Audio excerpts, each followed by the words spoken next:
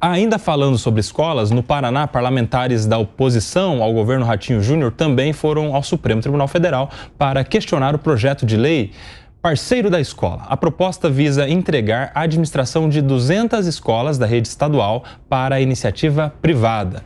A representação pede a suspensão do texto, que foi aprovado pela Assembleia Legislativa e vai para a sanção do governador Ratinho Júnior. Lá no Paraná, o negócio também está indo parar no STF. Ana Paula, aprovaram a privatização da gestão, né? A concessão da gestão dessas 200 escolas estaduais. Como é que você vê esse debate? São alguns pontos que a gente precisa levantar. Primeiro, tanto nesse tema quanto no outro, o que a gente vê são os partidos de esquerda no Brasil hoje terceirizando a sua própria função para o STF. Então, quando eles não têm competência para defender o mérito e ganhar dentro do legislativo, quando eles perdem no mérito, eles terceirizam, eles recorrem ao judiciário. Isso já foi falado aqui pelo Capês, muito bem dito, que está completamente errado, estamos acabando com o legislativo no nosso país. A segunda questão é a questão das escolas em si, né?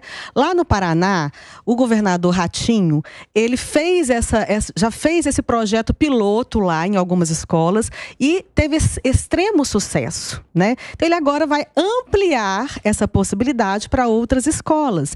E veja bem, gente, pelo menos aqui na Cívico-Militares, e eu acho que lá também, aqui em São Paulo e lá, você escolhe se você vai querer estudar lá. Né? Então, assim, é uma iniciativa que tem sucesso e que ele está ampliando. E se continuar tendo sucesso, acredito que vai chegar na rede toda, sim, porque está sendo muito efetiva essa gestão.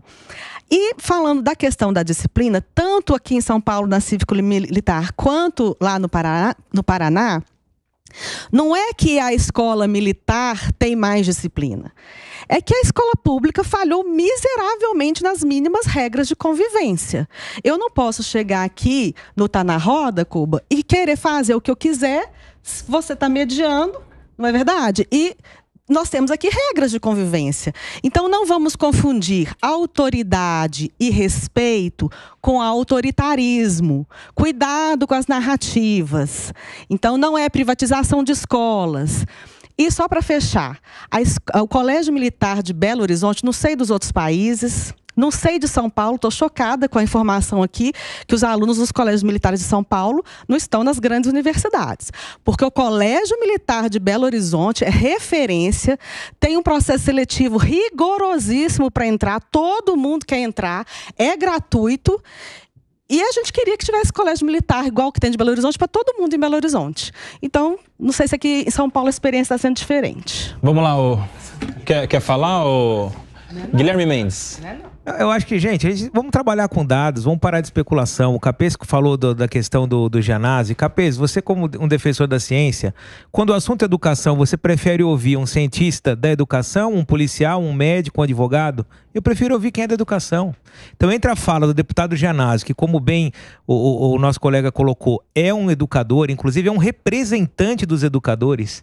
Se eu pegar e esquecer a cara e ouvir somente o discurso e dizendo, olha, essa é a qualificação de um, essa é a qualificação de outro, eu tendo a acreditar, até porque eu acredito na ciência, muito mais em quem se dedicou a vida inteira para estudar educação do que quem está embarcando numa discussão que não domina nada. Eu, quando tenho um problema médico, eu vou ao médico, eu não vou a um curandeiro, nem um padre, nem um psicólogo. E acho que assim a gente tem que agir. Se nós temos um deputado falando a respeito da educação, eu acho que ele tem credenciais para isso. E agora nós vamos falar de dados. Aqui está se citando escola em Minas, escola em São Paulo e tudo mais. Pergunto a vocês, qual é a melhor educação do Brasil? Isso avaliada com índices oficiais, não é uma conversa de que eu ouvi falar, eu gostei, a minha experiência, não. Dados concretos. É a educação do estado do Ceará. Das 50 melhores escolas públicas dos municípios do Brasil, 31 estão no Ceará. Aí eu pergunto a vocês, o Ceará é o estado que dispõe de mais recursos no seu orçamento para a educação? Não. O Ceará adota modelo de alguma escola cívico-militar? Não. Por que então nós não vamos lá observar o que será que eles estão fazendo de tão bom ou de tão diferente, tendo menos recursos e atingindo mais da metade das melhores escolas públicas do Brasil, 31/50. Será que eles não estão fazendo nada de bom lá? Será que eles não podem servir de exemplo e ensinar algo para os outros estados do Brasil? E, inclusive Minas, São Paulo, Rio Grande do Sul, Paraná, Rio de Janeiro, que detém muito mais recursos, muito mais possibilidades do que o pobre estado do Ceará, que se não é o mais pobre do Nordeste, figura ali de 11ª economia estadual do Brasil. Então, será que nós não temos nada a aprender com eles? Será que o modelo deles não serve para nada? E a gente fica aqui discutindo com exemplos que eu não sei. O Capês citou bem a questão das escolas públicas. É verdade. E eu te pergunto, Capês, quem que desarticulou a escola pública, pelo menos no Brasil ou no estado de São Paulo? Quem acabou com o colégio de aplicação da USP, que você conhece bem, um dos melhores da história da educação no mundo? Quem foi? Me responda. São esses que agora estão querendo implantar a escola cívico-militar. Não é isso? Então, assim, a gente tem que fazer um apanhado histórico, porque senão as coisas ficam meio vagas. Achar que o problema da escola é só disciplina, sem dúvida é um dos problemas. Evasão é um outro problema, mas não é só isso. Você colocar o aluno lá para bater continência ou fazer com que ele simplesmente frequente a aula, não significa que ele vai aprender. Vou te dar um exemplo, então. Acho que é um pré-requisito. Te dar um exemplo. É um bom requisito, mas não é só isso. Vai nas melhores universidades e veja quantos alunos da escola pública conseguem entrar. Nós tivemos que fazer política de cotas porque eles não conseguiriam entrar. Então, a qualidade do ensino público no Brasil é infinitamente inferior à qualidade do ensino privado. Mas ninguém discute isso. E parece que toda vez que vai ter uma iniciativa, como no Paraná, para fazer parceria público-privada, porque o professor, ele é formado para dar aula, ele não tem formação para administrar recursos de uma escola. Então elas são mal gerenciadas, mal administradas, porque não tem especialistas nisso. Vem a esquerda e tenta boicotar. E fala que o ensino nosso é bom, que, na verdade, quem acabou com o ensino aqui, quem acabou com o ensino é o país inteiro. Ah, não. Tá certo? É o país inteiro. Querer limitar a discussão dizendo que é culpa de A ou de B. Não. É falta de investimento na educação. É o nosso espírito de criar polêmica o tempo todo quando não precisa ser criado. É a falta de pragmatismo no ensino. Eu passei aqui, eu queria que o Diego Tavares, que eu já falei demais, pudesse dar alguns dados das escolas cívico-militares, tá certo? Para você ver o que a população quer. E mais, você está discutindo muito, nós estamos perguntando o seguinte: você, cidadão, gostaria que seu filho estudasse numa escola cívico-militar? Você gostaria? O Guilherme Mendes quer te tirar esse direito. O governo está te dando a opção. Sim, ele não quer que você tenha essa opção. Contrário. Mas o governo do estado de São Paulo está criando mais uma opção que está sendo muito bem aceita e bem avaliada. Você quer? Não, o PSOL está entrando com uma ação para tirar de você essa opção e o Guilherme Mendes acha que está certo. Que responsável não é mas nada é o que você está falando. Não é nada disso. Aí a pergunta seria outra. Você quer colocar o seu filho numa escola cívico-militar ou numa escola particular que não adota a metodologia e entrega aos seus alunos as melhores colocações nos vestibulares do mundo todo? Essa seria a pergunta boa.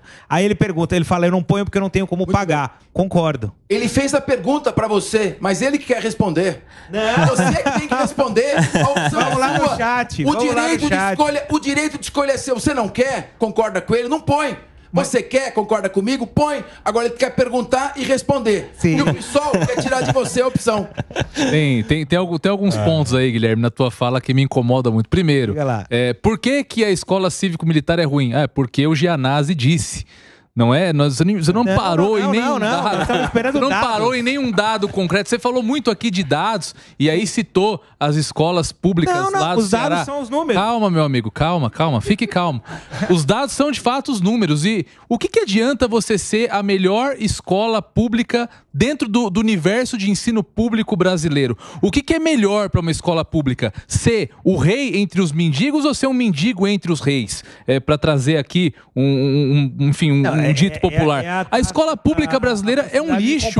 A escola pública brasileira está sucateada de modo geral. E aí, para falar um pouco de dados, eu peguei aqui os dados do ranking PISA, que eu acho que é a principal referência mundial em educação.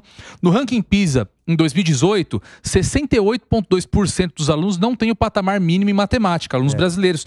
E aí você me disse que a educação brasileira, mesmo que ali a caminhar lento, vem melhorando. Não, em 2022, 73% dos alunos não alcançaram esse patamar mínimo em matemática. Uma pandemia então, no meio, a escola pública, aí sempre vai ter uma desculpa, meu amigo. Sempre vai ter, sempre tem uma desculpa para má gestão. Não é desculpa. A honestidade aqui é a seguinte, Guilherme Mendes. A honestidade de informações aqui é que nas escolas cívico-militares nós temos redução de 80% da evasão escolar. Perfeito. Seja boa, seja ruim, é aluno dentro da escola. É aluno que não vai estar à mercê do traficante, que não vai estar à mercê do crime organizado. Se é bom, eu não sei. Redução de 80% na violência física, na violência verbal. É um modelo a ser testado, meu amigo. Mas sem dúvida. E digo mais, as escolas públicas federais... A ação pede que não.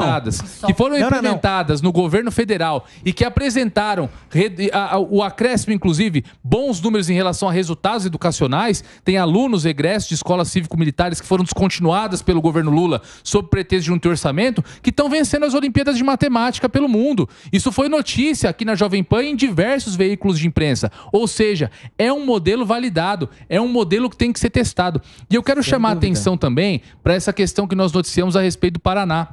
Porque lá no Paraná, essa esquerda que fala tanto em combater a fake news, combate um projeto divulgando desinformação, falando que é privatização de escola, assim como estão falando em relação à PEC de privatização das praias, que não privatiza nada. É passar a gestão que hoje é pública, para um ente privado. E olha só, essa mesma esquerda que defende o SUS, mas não diz que os melhores resultados do SUS, por exemplo, estão nos hospitais públicos que são geridos pela iniciativa privada, a exemplo do que acontece aqui em São Paulo, onde hospitais como Albert Einstein, Sírio-Libanês, Oswaldo Cruz, têm diversas unidades do SUS sob sua administração. Ou seja, é um projeto que tem condição de melhorar muito a educação paranaense e eu arrisco aqui dizer, se nenhum outro estado, um projeto como esse foi implementado, o Paraná vai ter muito em breve a melhor educação pública do país. Deixando para lá esse papinho de que as 10 melhores escolas estão no Ceará. Porque, como eu disse, é muito fácil ser uma boa escola num universo de escolas horríveis que nós temos, infelizmente,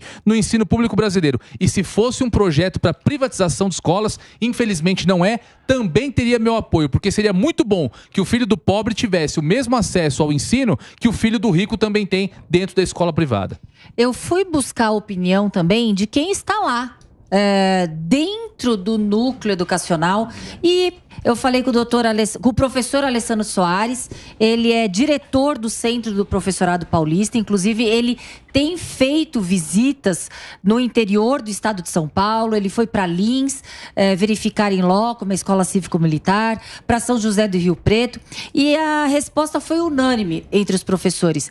A sensação de urbanidade, a sensação de educação e principalmente de segurança é muito maior. E é bom que a gente lembre, para quem está nos assistindo, que não haverá interferência na grade curricular pedagógica. Os policiais da reserva, eles estarão lá monitorando e justamente dando essas noções... Você está falando da escola cívico-militar, né? Exatamente, das escolas cívico-militar. Noções de educação moral e cívica, de cidadania e etc. E os professores, eles continuarão vinculados ao SEDUC. O que significa? O que me chama a atenção e que realmente assusta é essa ditadura em não permitir a pluralidade de opções. O pai que quiser colocar o seu filho numa escola que dê noções de cidadania e não noções de selvageria, ele não vai ter essa opção. Hoje, as escolas, elas não estão dando limite para os alunos porque não se permite assim.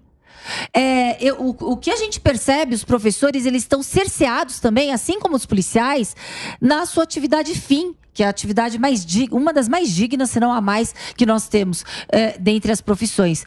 Eles o tempo todo estão acuados, o tempo todo estão amedrontados e não podem, quando os alunos lá, carentes completamente de ética, de moral e de educação, chamar a atenção, porque isso é passível de represália. Então é uma situação em que é mais uma oportunidade para que a sociedade escolha onde colocar os seus filhos. Agora são 16 horas e 56 minutos, a gente vai para um rápido intervalo para você que está na rádio. por aqui. A gente continua com um debate quente, acalorado, porque o Guilherme Mendes foi provocado também. Ele provoca e é provocado. Então aqui, meu amigo, é ping-pong. Tá com a palavra. Voltando para a pauta aqui a respeito das escolas do Paraná, que vão ter as suas gestões com a iniciativa privada, mas ainda continuarão sendo escolas públicas. E aí? Eu conheço o detalhe do projeto de lei que pretende passar a administração para a iniciativa privada. Acho que o problema das escolas diminutamente é a questão administrativa, até porque muitas das escolas têm de fato dinheiro para fazer a sua manutenção. A gestão escolar ela passa por uma necessidade de reformulação e que acho que não necessariamente isso significa só a administração do prédio, da luz, do material. Toda uma administração voltada à pedagogia e não só a administração pura. Mas de tudo aquilo que a gente falou, o Capês não respondeu um ponto principal. Se esse modelo é tão maravilhoso, se ele é tão consagrado, se ele traz tão bons resultados, por que nenhuma das grandes escolas do Brasil adotou? E aí eu falo de educação, modelo de educação, pedagogia. Por que o Dante Alighieri, São Luís, Bandeirantes, por que nenhum deles adotou? Será que falta gente para pagar? Se eles entregassem resultado, o modelo de escola militar. Mas porque militar é público. Não tem militar privado. Não tem como você contratar um policial militar, Guilherme. Nelson, não tem como contratar? Cara do professor do Dante para ver o que acontece. Para ser gestão, vou contratar a Secretaria de Segurança Pública para gerir a escola particular? Militar aposentado. Não, por essa linha de raciocínio, a gente devia privatizar as escolas. Então, porque as escolas que você está citando, se a gente tivesse o modelo delas disponível para os mais pobres, seria interessante. Então, é um argumento muito interessante para defender a privatização das escolas. É o que eu estou falando. Não, a privatização, porque o público está A falácia está exatamente nisso. Dizer que uma organização social que administra um hospital público, porque é do Einstein, do Santa Marcelina, do Sírio-Libanês, entrega o mesmo produto de quem vai direto para aquele hospital, essa é a grande mentira. Essa é a mentira que estão contando para o povo. Então, achar que eu pego um desses colégios... achar que eu pego um desses colégios de elite e vou colocar para administrar uma escola pública, que a entrega vai ser igual... São 16 horas e 59 minutos agora. A gente está de volta para você que estava no intervalo da rádio, quando falava o Guilherme Mendes, que foi interrompido sumariamente aqui por este apresentador. Me desculpe, Guilherme, eu precisava atualizar. A questão toda é a seguinte, se você coloca uma determinada questão como melhor técnica, nós estamos falando de técnica educacional. Se a técnica educacional da escola cívico-militar é, de fato, a melhor, por que as elites não adotam? Mas veja, é claro que adota. A grande questão da escola cívico-militar é a questão da disciplina, Guilherme. Entra na sala de aula de um desses colégios. Agora, os colégios de elite de São Paulo e do Brasil não teriam condições de contratar militares? O preconceito é com o nome militar. Se essas escolas fossem escolas cívico-disciplinares, eu tenho certeza que não encontrariam tanta resistência. E tem uma outra questão que resistência ideológica. Você aí de casa esquece. Nós estamos falando de dinheiro. Entre aí no Google e veja quais são as associações que estão assinando contratos sem licitação com diversas prefeituras no Brasil para implantar esse modelo de educação. Veja, nós estamos falando de dinheiro, nós não estamos aqui falando só de ideologia, não. A questão também envolve dinheiro. Você que está em casa, pesquise quais são as associações que estão, de fato, oferecendo esse tipo de serviço e que tipo de município está contratando. Nós não estamos aqui falando de gente que está desinteressada, não. Tem muito interesse e muito dinheiro envolvido. Você sabe quando que a elite adota a gestão pedagógica militar? Quando o cara da elite estuda a vida inteira num colégio particular e vai prestar o vestibular para entrar no ITA. Ele quer para a carreira dele uma gestão militar de primeiríssima linha. O ITA é ruim, Gui? Não poderíamos ter um ITA do ensino médio, um ITA do ensino fundamental? Então, militar. E aí? É horrível? Forma pessoas de extrema direita, o ITA? Como instituição de nível de graduação, não é? Nós estamos falando de faculdade. Agora, por que o ITA não vai administrar berçário? Por que não vai administrar ensino fundamental, ensino médio? Porque não é a dele. A esquerda leva pro STF. Não é não. Sabe por quê? Porque eles sabem que não é a dele. Nelson, só uma frase. Rapidinho, vamos lá. Uma frase só. O debate entre escola cívico-militar versus escola pública tradicional é tão ruim para defender a escola pública estadual ou convencional que o Guilherme Mendes já está partindo para a privatização. Então, pelo menos, nós temos um cara de esquerda a favor da privatização, porque não aguentou a disputa entre não, estou discutindo o modelo. Escola tradicional. Vamos lá.